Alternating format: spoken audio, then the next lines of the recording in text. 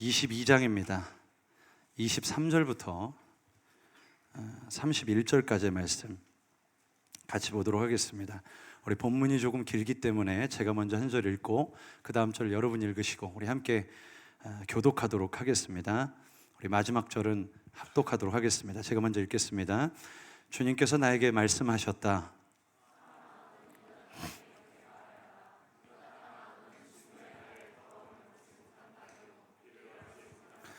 그 가운데 있는 예언자들은 음모를 꾸미며 마치 먹이를 뜯는 사자처럼 으르렁댄다. 그들이 생명을 죽이며 재산과 보화를 탈취하며 그 안에 과부들이 많아지게 하였다.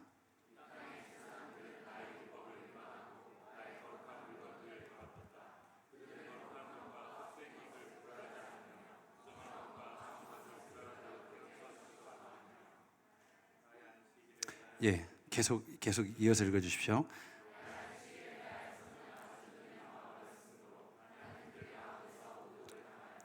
그 가운데 있는 지도자들도 먹이를 뜯는 이리떼와 같아서 불의한 이득을 얻으려고 사람을 죽이고 생명을 파멸시켰다.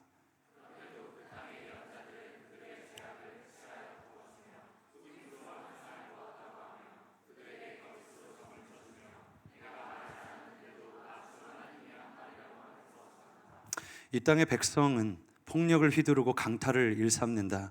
그들은 가난하고 못 사는 사람들을 압제하며 나그네를 부당하게 학대하였다.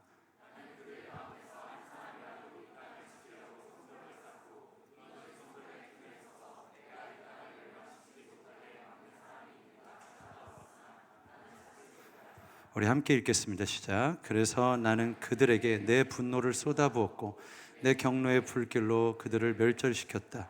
나는 그들의 행실을 따라 그들의 머리 위에 갚아주었다. 나 주 하나님의 말이다. 아멘.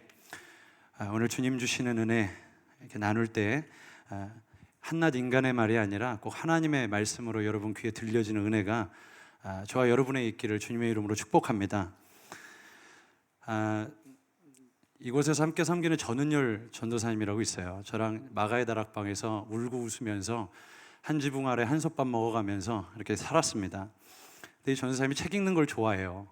그래가지고 저한테 최근에 읽은 책을 보통 리뷰를 항상 합니다. 최근에 읽은 책 너무 좋았다는 거예요. 은혜 받고 도전 받았대요. 그래서 책 제목이 뭐냐고 그랬더니 성령님에 관한 책이래요. 그래서 제가 그래 어느 대목에서 그렇게 은혜를 받고 도전을 받았느냐고 이렇게 물었더니 나도 굉장히 열심히 살아야 되겠다는 생각을 했다는 거예요. 그래서 이게 무슨 소리야?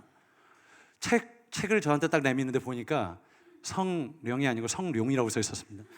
영화를 이처럼 열심히 찍는데 나도 주님 믿는 사람으로서 성실하게 살아야 되지 않겠느냐. 하여튼 사람의 은혜를 받는 건 갖가지예요. 그죠? 우리 주님께서 저를 통해 어떤 말을 하시든 여러분 꼭 주님의 말씀으로 받고 은혜 받으시기 바랍니다. 4월 5일이 무슨 날이죠?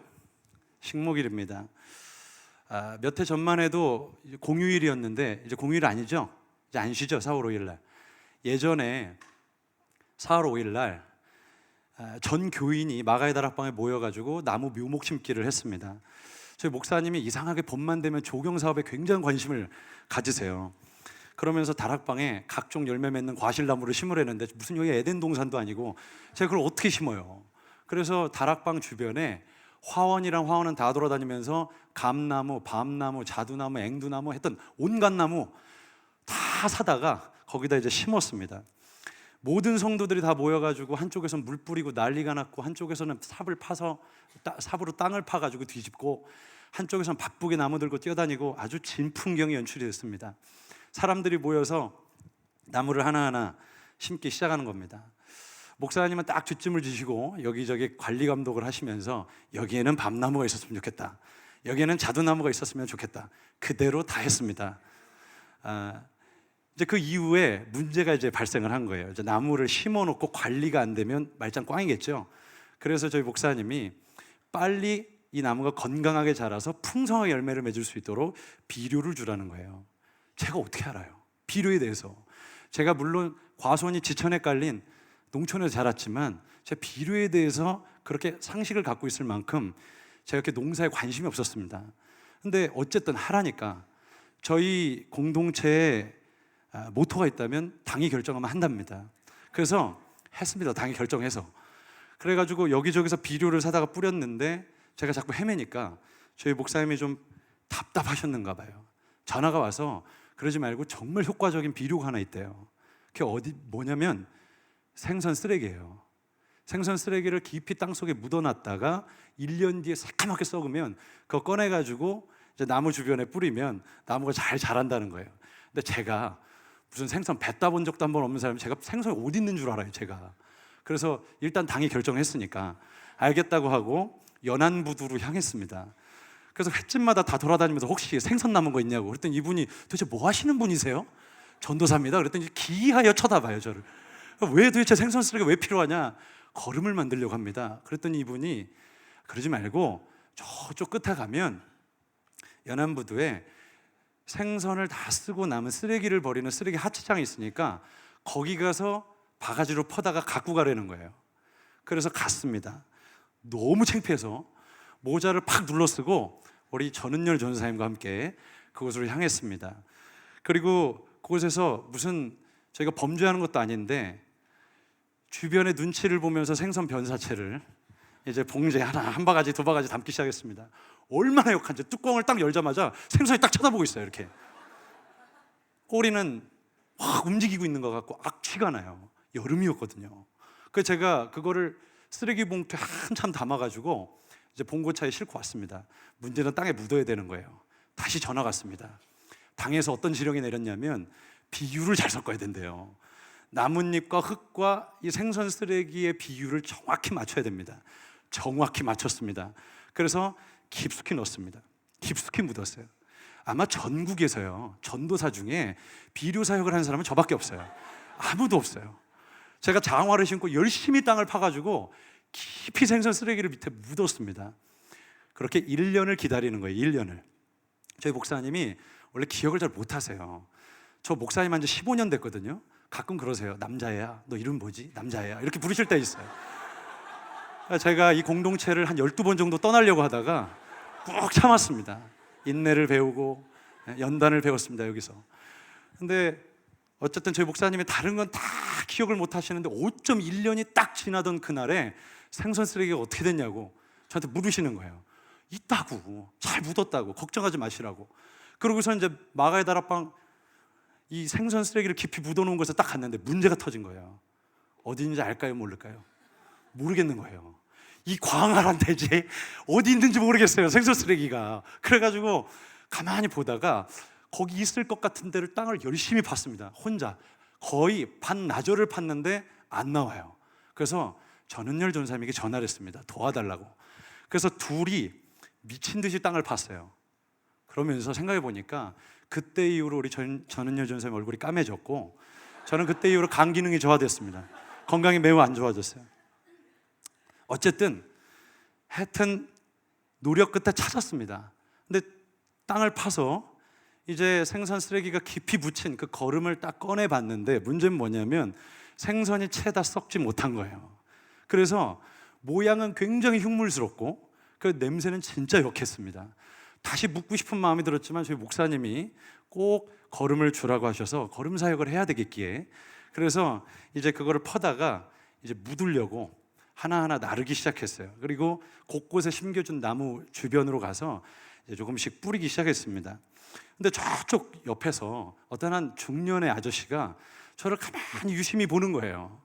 그래서 왜 그러지? 그리고 그 아저씨를 괜히 의식하고 눈치를 보다가 이제 이 아저씨가 저에게 가까이 오는 것을 제가 이제 알게 됐어요. 이 아저씨가 가까이 오더니 뭐 하냐고. 거름 사역한다고. 그때 이분이 지금 이 거름을 여기다 주면 나무가 어떻게 되는지 아냐고. 어떻게 되긴 어떻게 되겠냐고 잘 알아겠죠. 그리고 얘기를 했더니 이분이 하는 말이 내가 조경기사인데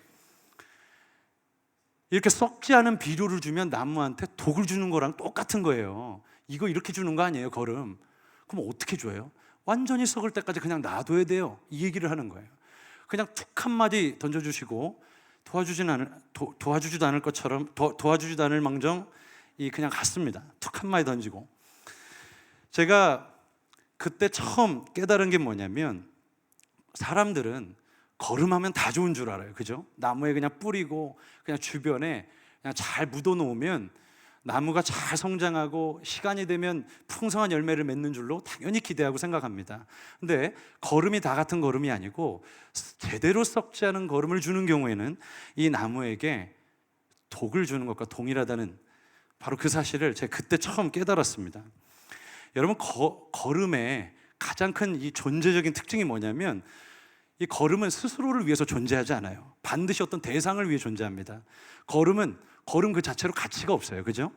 거름을 어떤 대상에게 줬을 때 그게 나무든 꽃이든 그게 열매 맺고 싹을 피워낼 때 거름이 거름될 수 있는 겁니다.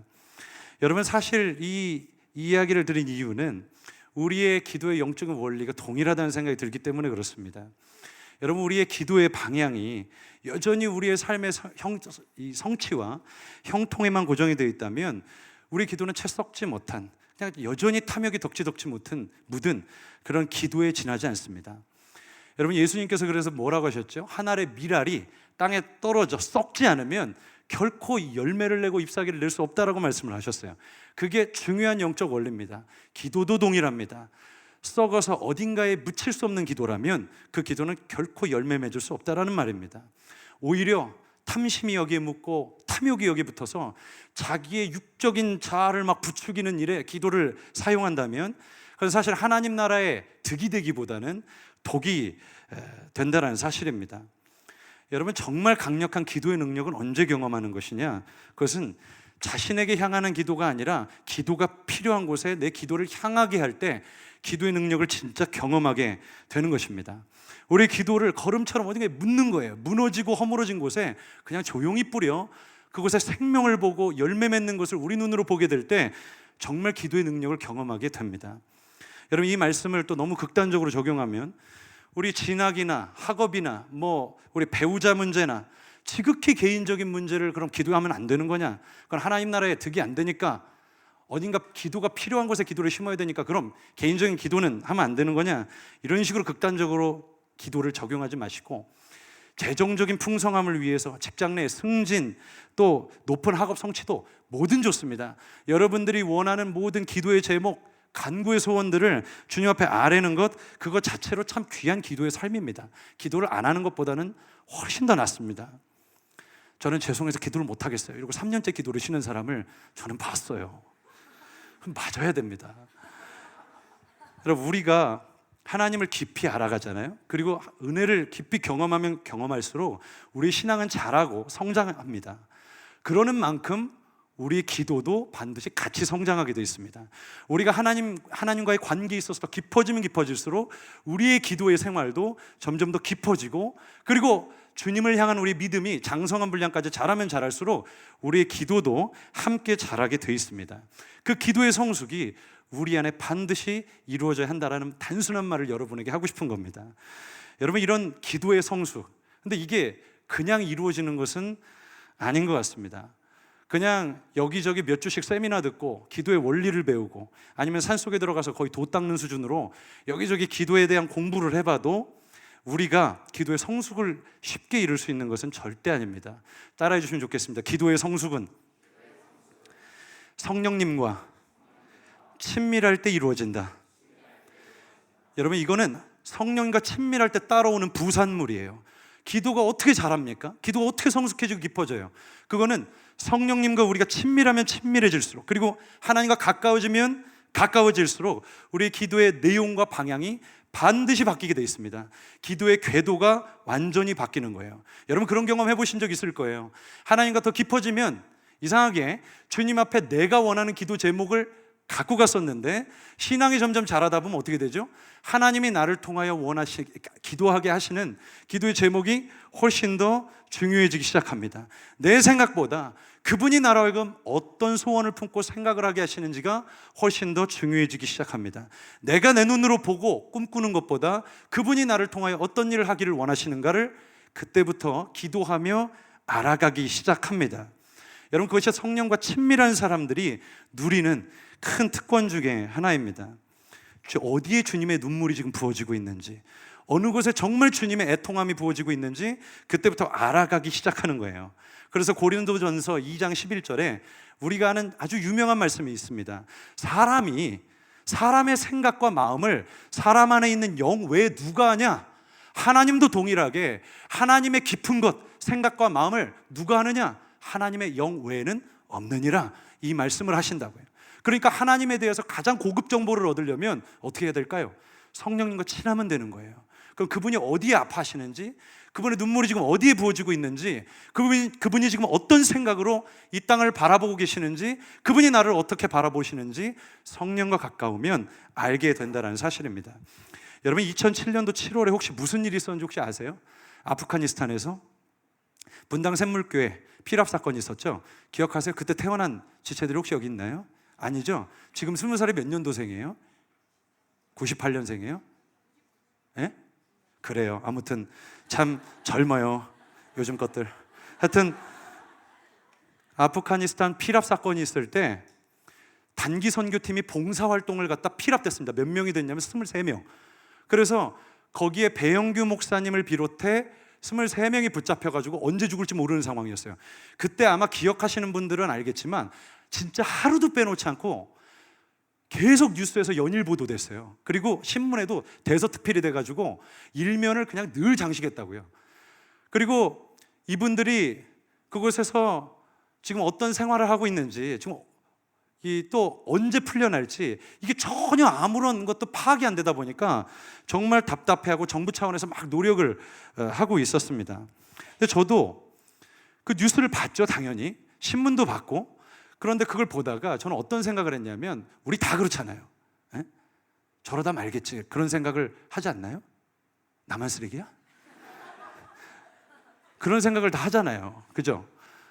뭐 저러다 말겠지 라는 생각, 뭐 직접적으로 일면식도 없는 사람들을 위해서 기도한다는 게 얼마나 어색해요. 그죠? 그런데 저도 그랬거든요. 저러다 말겠지 그랬는데 갑자기 어느 날 밤에 혼자 방에서 기도를 하고 있다가 이해가 안 되는 거예요. 제 마음 안에 엄청난 애통한 마음이 막 부어지는 거예요. 그러면서 이들을 위해 기도해야겠다. 그리고 제가 그냥 등을 떠밀어도 기도를 잘 안 하는 사람인데, 제가 그날 무릎을 꿇고 얼마나 기도했는지 파악이 안 될 만큼 기도를 했어요.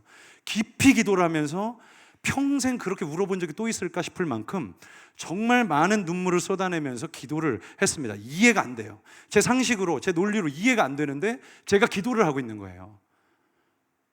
제가 유달리 착하고 성품이 좋아서 그랬다고 생각하십니까? 맞아요. 저는 어릴 때부터 착하다는 말을 참 많이 들었습니다. 성품이 좋다는 얘기는 많이 들었어요.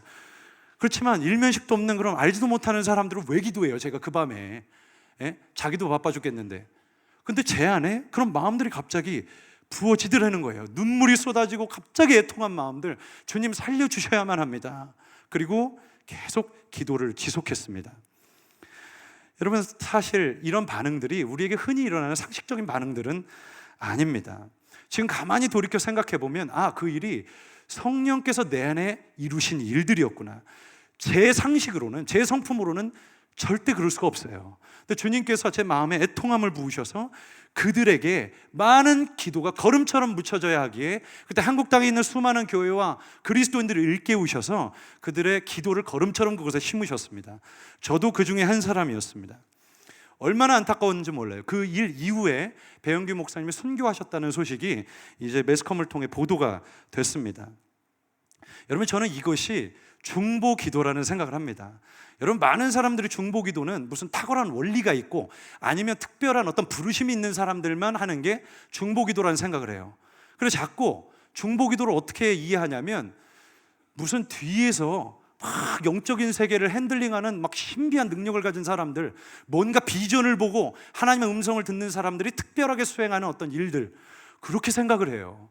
뒤에서 막 침 팍팍팍팍 튀겨가면서 기도하면 갑자기 막 저주가 끊기고 나라가 바뀌고 막 이런 일들을 생각한단 말이에요. 그러니까 그런 부르심이 없는 나는, 그리고 그런 능력이 없는 나는 뭔가 특별히 배우거나 혹은 그런 은사가 없기 때문에 나는 중보기도 사역을 특별히 해야 되겠다라는 생각을 하지 못하는 경우들이 굉장히 많습니다.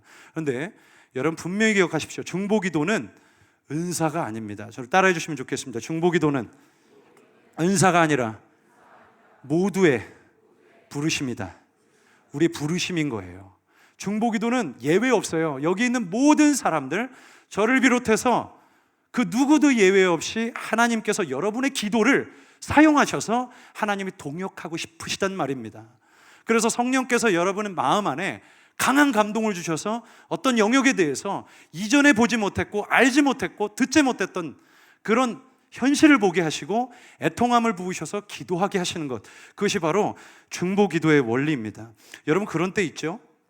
전혀 생각하지 못했던 사람들을 위해서 갑자기 기도가 나오는 때가 있으시죠? 있어요, 없어요? 빨리 얘기하세요. 있어요, 없어요? 있죠? 그런 경우들이 있단 말이에요. 잘생긴 남자나 예쁜 여자를 보지 않아도 그냥 제 마음에 중보기도를 하고 싶은 사람들이 마음 안에 불현듯 떠오르는 경우들이 있단 말이에요. 여러분, 그것에 민감하게 순종하는 사람들이 중보기도자입니다.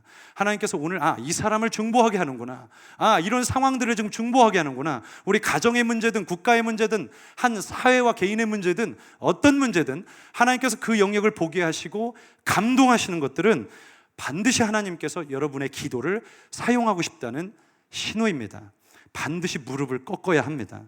여러분, 사도 바울이 에베소서 6장에 그래서 기도에 대해서 티칭을 하면서 뭐라고 얘기하냐면, 모든 기도와 간구를 마음껏 해라, 열심히 해라, 하지만 성령 안에서 해라 라는 말씀을 합니다. 무시로 너희 모든 기도와 간구를 성령 안에서 해라. 이 말이 무슨 말이냐면, 어떤 기도든 열심히 해도 좋지만 성령님께 먼저 기도의 주도권을 드리는 겁니다. 하나님, 내가 무엇을 위해 기도해야 하겠습니까? 내가 어떤 영역을 위해 중보해야 하겠습니까? 그래서 성령님께 묻고 민감하게 듣는 사람들, 그런 사람들이 정말 중보 기도자입니다. 한 형제가 기도를 할 때 너무 답답하다는 거예요. 뭘 기도해야 될지 모르겠대요. 그런 때 있으시죠? 뭘 기도해야 될지 모르겠어요. 기도 많이 하면 좋다는데. 그런데 이 형제에게 뭐라고 권면했냐면, 성령께 물으세요. 성령께서 감동을 주시는 대로 한번 기도를 해보세요. 그랬더니 이 형제가 얼굴에 아주 기쁨의 영에 사로잡혀가지고 저를 찾아온 거예요. 왜 그러냐, 무슨 좋은 일 있냐고. 입꼬리가 이렇게 올라가 있어요, 항상. 왜 그러냐고. 자꾸 기도를 하는데 한 자매가 보인다는 거예요. 자기들 옆자리에 앉는 한 자매가 보이는데, 이 자매 생각이 앉으나 서나 기도하나 기도를 안 하나 찬양을 하나, 그냥 이 자매 생각밖에 없대요. 하나님 경배 받으소서, 찬양을 해야 되는데 자매님 경배 받으소서 이러고 있고, 하나님 찬양 받으시기 합당하십니다. 자매님은 찬양 받으시기 합당하십니다. 자기 마음 안에 계속 이런 감동이 있더라는 거예요. 이 자매를 위해서 기도하라는 감동이시구나, 성령의 감동. 제가 그래서 정확히 진단해 줬습니다. 그건 성령께서 주신 감동이 아니고 그 자매가 주시는 감동이에요. 자매가 주신 감동입니다. 그리고 정말 이해가 안 되는 게, 꼭 그거를 그냥 조용히 뒤에서 기도하면 될 텐데 꼭 갈까요, 안 갈까요? 그 앞으로 가요. 자매님, 성령께서 자매님을 위해 중보하라는 마음을 자꾸 주세요라고 입방정을 떨었다가 끝났습니다. 여러분, 정말 그러지 마세요. 자꾸 이런 엉뚱한 적용을 하면 문제가 터집니다. 그렇게 해서 결혼했는데 주님 앞에 섰는데 주님이 감동 주셔서 결혼했다고, 주님이 내가 언제 그랬냐고 그러면 서로 입장이 굉장히 난처해지는 상황이 연출이 됩니다. 여러분, 오늘 우리가 읽은 본문은 우리가 잘 읽지 않는 본문이죠. 에스겔서입니다. 에스겔서는 이스라엘 남유다가 절체절명의 위기에 섰을 때 에스겔이라는 한 선지자를 통해서 하나님 말씀을 주셔서 이스라엘로 하여금 돌이키게 하시는 하나님의 마음을 전한 책이에요. 당시에 북이스라엘은 이미 망했습니다. 이 이스라엘은 참 독특하게도 우리나라와 상황이 되게 비슷한 게, 남과 북이 갈렸습니다. 그래서 북은 이미 아시리아라는 나라에 이미 한 100년 정도 전에 이미 망해 없어졌고, 남유다는 겨우 명맥만 유지하고 있었는데, 당시에 이 바벨론과 애굽 사이에서 정치적인 갈등을 느끼다가 애굽 쪽에 붙었어요. 그래서 바벨론이 이제 뚜껑이 열린 거죠. 이스라엘이 멀쩡히 그냥 조공을 갖다 바쳐야 되는데 말을 순순히 안 들으니까 이제 바벨론에서 치기를 작정하고 와서 왕을 납치해버렸어요. 그러니까 정말 이스라엘이 꼴좋게 망하게 된 거죠. 그리고 그 이후에 계속 바벨론의 정치적인 영향을 받게 됩니다. 그 시기쯤에 에스겔을 통해서 주신 말씀이 바로 오늘 본문 말씀입니다. 근데 여기에 가만히 보면 지금 이스라엘이 망할 수밖에 없는 이유가 분명히 있는 것 같아 보입니다. 그게 뭐냐? 제사장, 예언자, 지도자, 백성들까지 완전히 다 타락한 겁니다. 다 타락했어요. 그래서 제사장들은 하나님의 율법을 완전히 무시합니다. 그리고 경멸해요. 안식일조차도 제대로 지키지 않는, 그것도 제사장인데 완전히 하나님의 율법을 짓밟고 하나님의 이름을 모욕했다라고 하나님께서 말씀하세요. 예언자들은 자꾸 거짓 예언을 하고 사람들로 하여금 기도해주고 돈 받는 거예요. 금이든 음이든 돈 될 만한 건 다 갖다 갈취해가지고 자기 호주머니에 입마이 포켓하는 겁니다.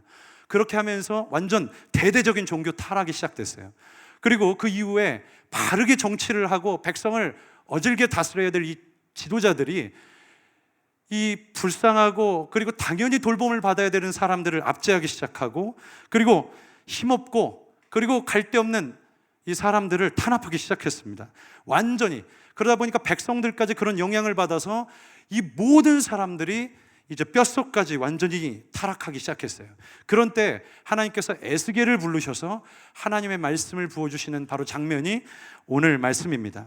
그런데 오늘 본문을 가만히 보면 재밌는 게, 제사장이든 예언자든 지도자든 백성이든 완전히 망에 자빠질 짓을 했어요. 그래서 하나님께서 그 진노를 너희 땅에 붓겠다 그랬는데, 문제는 죄가 많아서 그 땅이 망하는 게 아니라 다른 이유가 있는 겁니다. 오늘 말씀 30절 말씀을 우리 같이 한번 읽어봤으면 좋겠습니다. 오늘 본문 30절 말씀 우리 같이 읽어보겠습니다. 시작. 나는 그들 가운데서 한 사람이라도 이 땅을 지키려고 성벽을 쌓고 무너진 성벽의 틈에 서서 내가 이 땅을 멸망시키지 못하게 막는 사람이 있는가 찾아보았으나 나는 찾지 못하였다. 여러분 이해가 되십니까? 죄가 많아서가 아니라 그 죄를 하나님 앞에 중재할 사람이 없는 거예요. 하나님의 진노가 부어지는데 그걸 누구도 막아서서 하나님 잠깐만요, 조금만 더 기회를 주세요. 그리고 앞에 서서 중보자가 되어 하나님의 마음을 달랠 사람이 그 누구도 없는 겁니다. 무너지고 성은 회파되고 완전히 이스라엘의 영적인 상황은 끝나버렸는데 누구도 그 가운데 쏟을 눈물을 가지고 있는 사람이 없었습니다. 주님께서 그러시는 거예요.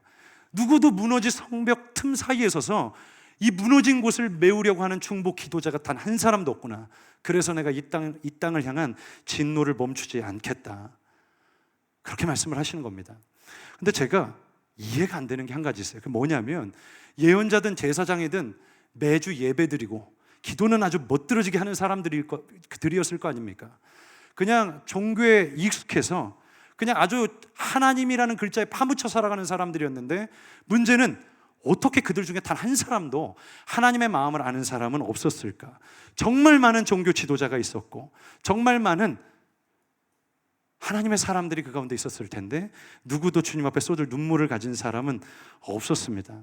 나라가 기울고 다 죄에 중독돼서 살아가는데 주님의 눈은 바쁘게 지금 중보 기도자를 한 사람을 찾는데 그 누구도 없는 겁니다.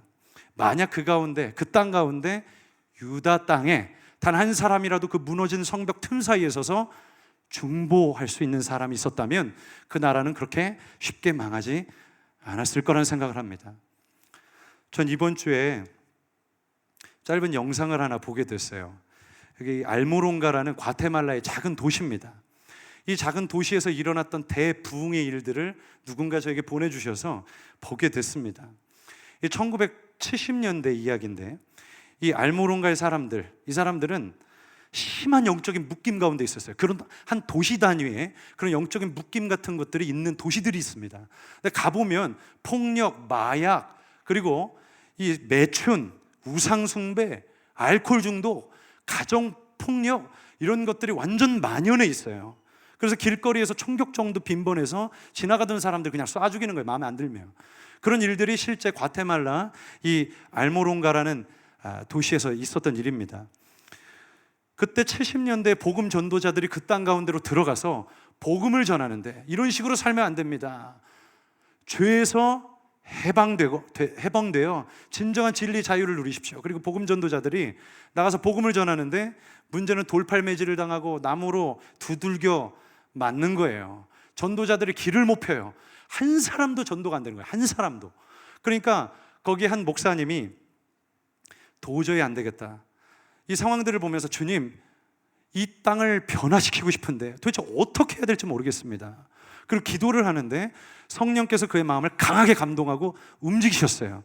그래서 기도하라는 마음을 주셔서 이분이 혼자 일주일에 3일에서 4일씩 금식하고 토요일에는 혼자 시간이 몇 시간이나 흘러가는지 알지 못할 만큼 깊은 기도의 차원으로 들어가서 기도를 하기 시작했습니다. 그러다가 이제 함께 중보자의 마음을 가진 사람들이 모이기 시작해서 기도하기 시작했습니다. 근데 이렇게 몇 년이 지속적으로 지나고 기도의 이 단이 곱게 쌓여갈 즈음에 말도 안 되는 일들이 일어나는 거예요. 사도행전에 진짜 우리가 눈으로 보는 그 기록대로 어마어마한 일들이 그 도시 가운데 일어나는 거예요. 엄청난 일들이 일어났습니다. 갑자기 사람들이 모여서 기도하는데 그곳에 왔던 어떤 이 에이즈 환자가 그냥 그 자리에서 나와버리고 암 환자들이 낫기 시작하고 엄청난 이 죄의 묶임으로부터 자유함을 입는 일들이 이제 일어나기 시작하는 거예요. 알코올 중독에서 하루도 자유로울 수 없던 사람이 갑자기 주님을 믿기 시작하고, 그리고 폭력에 아주 노예로 살아가던 그런 사람들이 이제 주님 앞에 두 손을 들고 회개하고 가정을 잘 세우기 시작했습니다. 그러다가 그렇게 시간이 지나니까 그 마을에 한 명도 그리스도인이 없었는데 92%가 예수님을 믿게 된 거예요. 그리고 정말 희한한 건 뭐냐면, 여러분 레위기에 보면 그런 말이 있는 거 아십니까?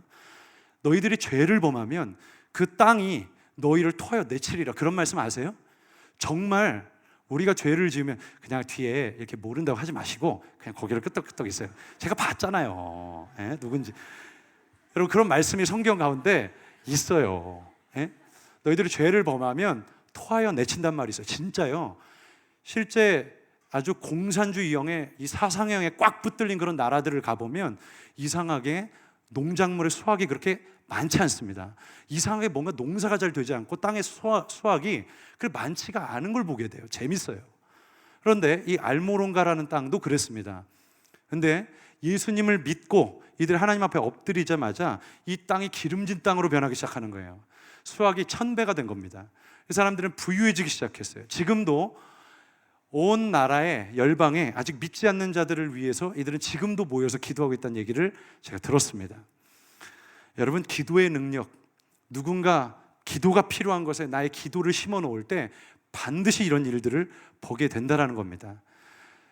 얼마 전에 한 목사님이 마가의 다락방에 오셔가지고 집회 전에 이런저런 이제 교제를 하게 됐어요. 이분은 중동에 선교를 하시는 분입니다. 그러니까 중동의 많은 상황들을 이제 서로 이야기를 나누면서 이분이 참 은혜가 되고 도전이 되는 이야기들을 참 많이 하셨습니다. 이 지금 열방 가운데 엄청난 기도의 운동들이 막 일어나고 있는 거 혹시 아십니까? 젊은 사람들, 특별히 20, 30대 사이에서 기도에 목숨을 거는 사람들이 곳곳에서 일어납니다. 아시아에서, 저 중국과 일본에서, 그리고 저 북미에서, 남미에서, 저 중동에서, 유럽에서 수많은 젊은이들이 모여가지고 함께 이 마지막 때의 대부흥을 보기 위해서 자신의 무릎을 꺾고 주님의 제단 앞에 얼굴을 받고 기도하는 수많은 사람들이 일어나기 시작합니다. 그러면서 이분이 하시는 말씀이 지금 중동에서 1년에, 저는 이게 제가 직접 눈으로 보고 확인한 통계가 아니기 때문에 정확한 건 아닙니다만, 이분이 전해주는 말에 의하면 1년에 무슬림들이 400만에서 약 600만이 돌아온답니다. 여러분 그 일들이 어떻게 일어나냐면, 전도자들이 들어가서 성경책 건네주고, 그리고 내 입으로 사형리 전해서 이 사람들이 변하는 게 아니라 그냥 이들이 그냥 예배하고 그리고 돌아가서 잠을 청하는데 갑자기 예수와가 나타나는 거예요. 꿈속에서 예수 그리스도가 나타나서 이들의 삶을 통째로 다 뒤집어 바꿔버리는 거예요. 이런 일들이 1년에 400만에서 600만, 어마어마한 숫자가 지금 회심하고 있는 거예요. 그래서 지금 이런 극단주의, 아주 극단적인 이 테러리스트들이 일어나는 이유가 사실 기독교에 대한 위협 때문이라는 얘기도 제가 들었습니다. 너무 빠른 속도로, 그리고 너무 강력하게 하나님께서 일하심을 중동에서 보니까 선교사들도 신기한 거예요. 이게 도대체 어떻게 이런 일들이 일어나나 알고 봤더니 그 땅의 복음의 확장을 위해서 죽도록 눈물을 흘려 기도하는 수많은 중보기도자들의 기도를 통하여 하나님께서 그들을 뒤집어 바꾸시고 그 땅에 피 묻은 십자가의 복음이 세워지게 하셨습니다. 여러분 지금도 그 일이 우리 이 땅에, 한국 땅에 유효하리라고 여러분은 믿습니까? 전 믿습니다. 그래서 함께 기도하고 싶어요. 이 땅을 중보하고 싶고, 그리고 이 열방의 모든 민족을 위해서 함께 중보하고 싶습니다. 왜냐하면 우리 주님이 그 일을 가장 원하시는 분이기 때문에 그렇습니다. 여러분, 한 사람이 주님의 마음을 부음받고 기도할 때 주님과 함께 동역할 수 있습니다.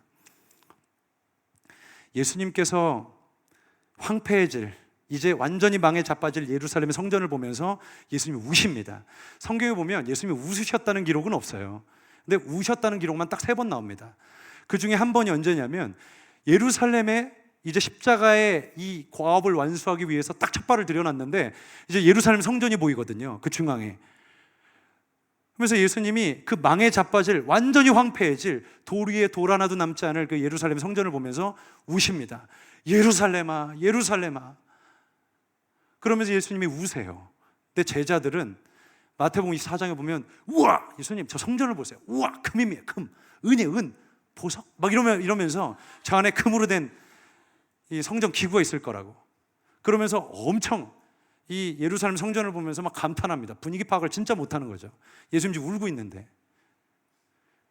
이 제자들이 정말 주책바가지인 게 거기서 끝나지가 않아요. 예수님이 겟세마네 동산에 올라가실 때 히브리서에 보면 심한 통곡과 눈물로 기도하셨대요. 그러니까 예수님이 겟세마네에서 기도할 때 땀방울이 핏방울이 되도록 기도했을 뿐만 아니라 엄청 우신 거예요. 엄청 우셨어요. 근데 제자들 뭐하고 있었죠 그때? 자빠져 자고 있었어요. 예수님은 우시는데 자고 있질 않나. 예수님은 우시는데 성전을 보면서 관광지 온 것처럼 좋아하고 있질 않나. 그러니까 전혀 분위기 파악을 못한 겁니다.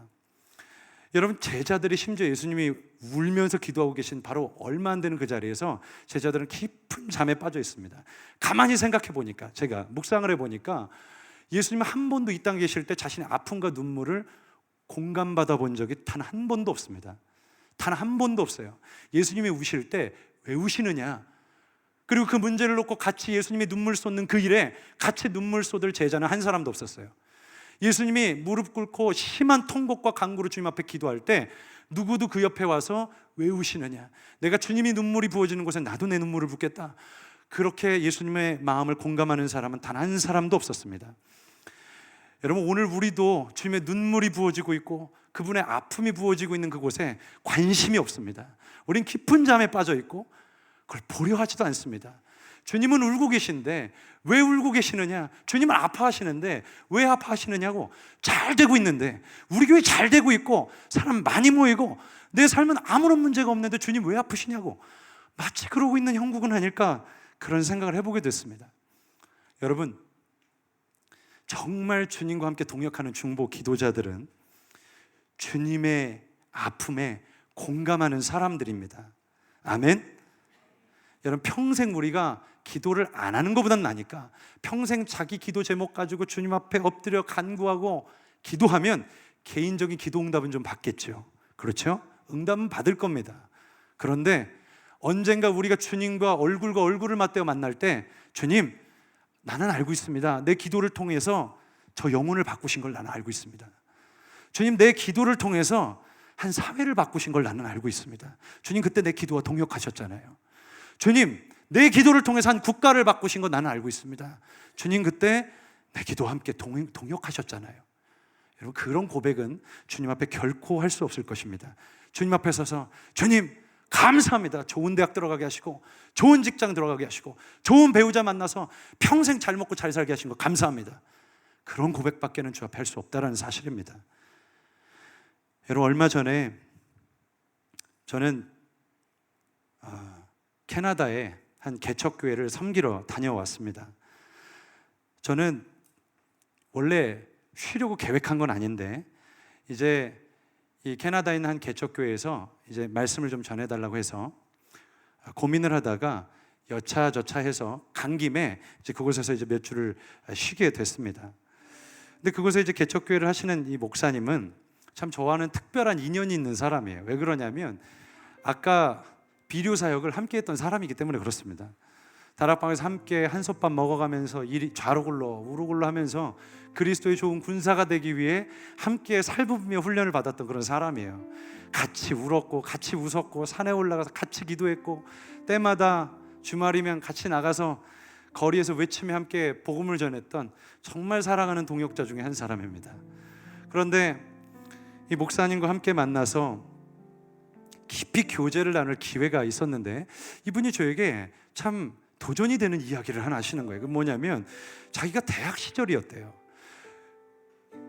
어느 학교를 가야 될지 성령님께 민감하게 묻고 있는데 주님께서 어떤 학교에 대한 마음을 주셔서 그곳에 갔답니다.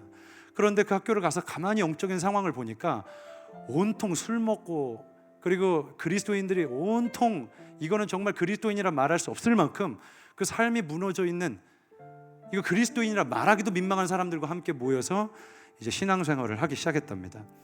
그 동아리에 들어가서 오히려 술을 먹지 않는다고 핍박을 당하고, 그리고 오히려 참 눈치 없는 사람이라는 핀잔을 주기도 했는데, 이 목사님이 전혀 굴하지 않고 그냥 괜찮은 척 했지만 마음은 정말 힘들었답니다. 어떻게 믿는 사람들이 이럴 수 있을까? 그런데 너무 괴로워서 학교 옥상에 올라가서 그냥 늘 울었답니다. 근데 어느 날 그냥 학교를 바라보면서 기도하는데 성령께서 마음 안에 이 학교를 위해서 네가 기도 좀 해줄래? 이 학교를 위해서 네가 좀 혼자 옥상에 와서 기도 좀 해줄래? 그 마음이 막 부어지니까 이게 감당이 안 되는 거예요. 그래서 옥상에 가서 그냥 줄줄줄줄 눈물만 쏟아가면서 기도를 하는 거예요. 그리고 강의실마다 의자를 붙들고 도대체 몇 시가 지났는지 알 수가 없을 만큼 막 늦은 시간까지 의자를 붙들고, 하나님 이 의자에 앉는 영혼을 변화시켜 주세요. 그리고 다음 의자로 가서 하나님 이 의자에 앉는 영혼을 반드시 변화시켜 주십시오. 그리고 근처 교회로 향해서 새벽 5시, 6시까지 꼬박 새면서 학교의 상황을 놓고 기도를 하기 시작했답니다. 그렇게 눈물로 보낸 지가 한 1년, 아무런 일들도 일어나지 않는 거예요. 아무 일이 일어나지 않더래요. 정말 낙심이 되고 마음 안에 이렇게 해봐야 무슨 소용이 있나라는 생각마저 드는 바로 그때 이상하게 하나님께서 강력하게 사람들을 바꿔나가기 시작하는데, 학교에서, 캠퍼스에서 만나는 사람에게 혹시 예수님 믿으세요? 그러면 진짜 이해가 안 되는 일들이 일어나는 거예요. 믿고 싶어요. 어떻게 하면 되죠?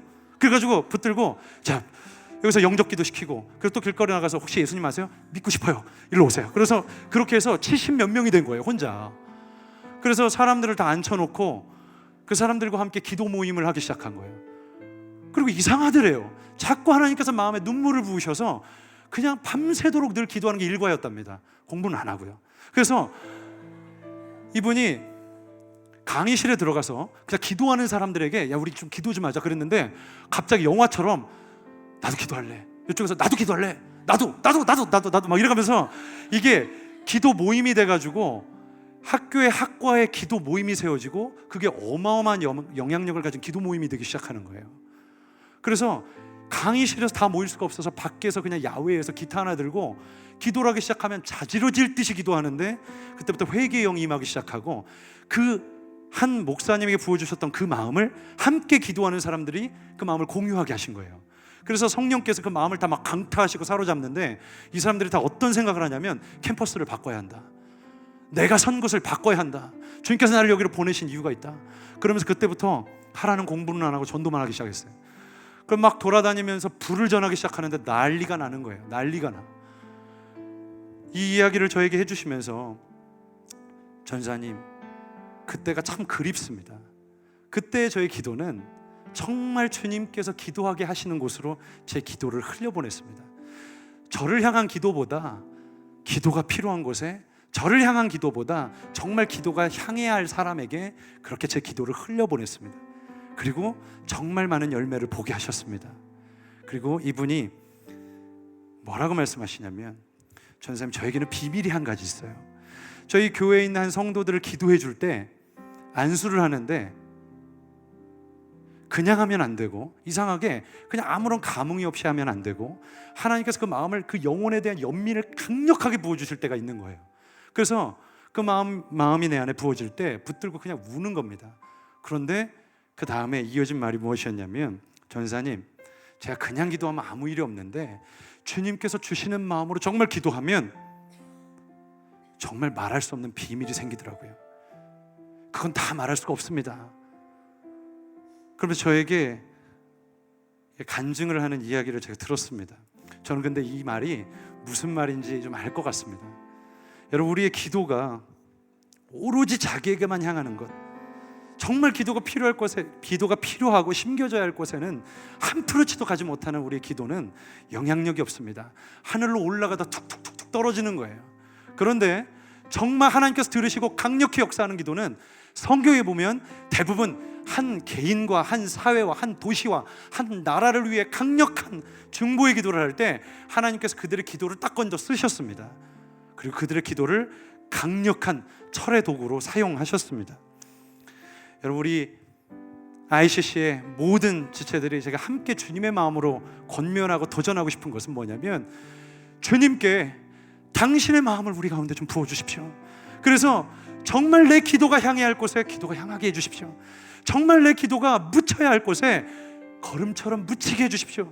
주님의 마음을 부어주십시오. 주님이 아프면 나도 아프고, 주님이 괴로우시면 나도 괴롭고, 주님이 눈물 쏟으시면 나도 그 앞에 눈물을 쏟을 수밖에 없는 한 마음으로 살아가는 주님의 중보기도자, 그 사람을 주님께서는 찾으십니다.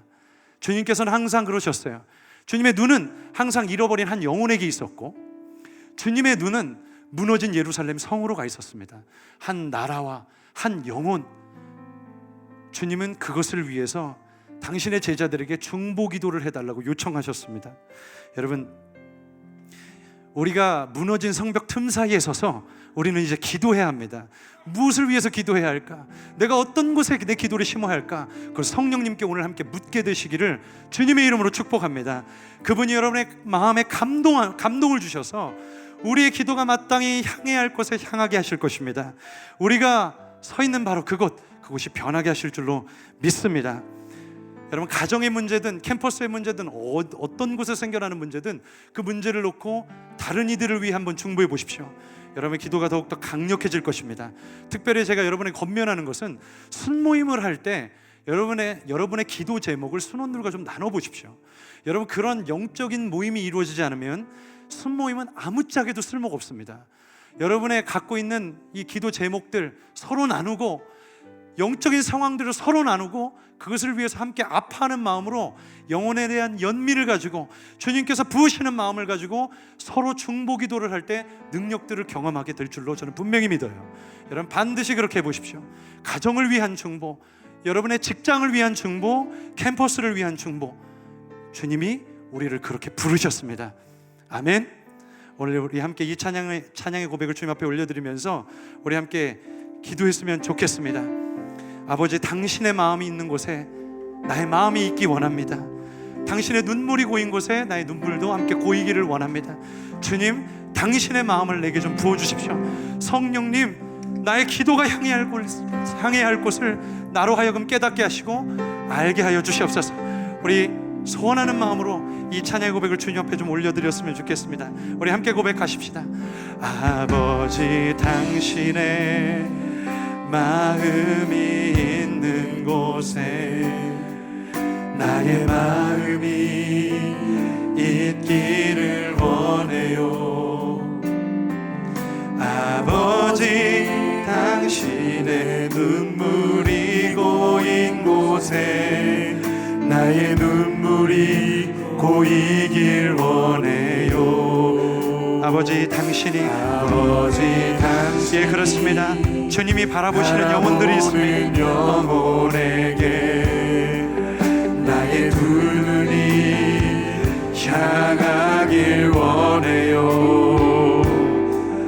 아버지, 당신이 울고 있는 어두운 땅에 나의 두 발이, 우리 소원하는 마음으로 주님 앞에 구하십시다. 아버지,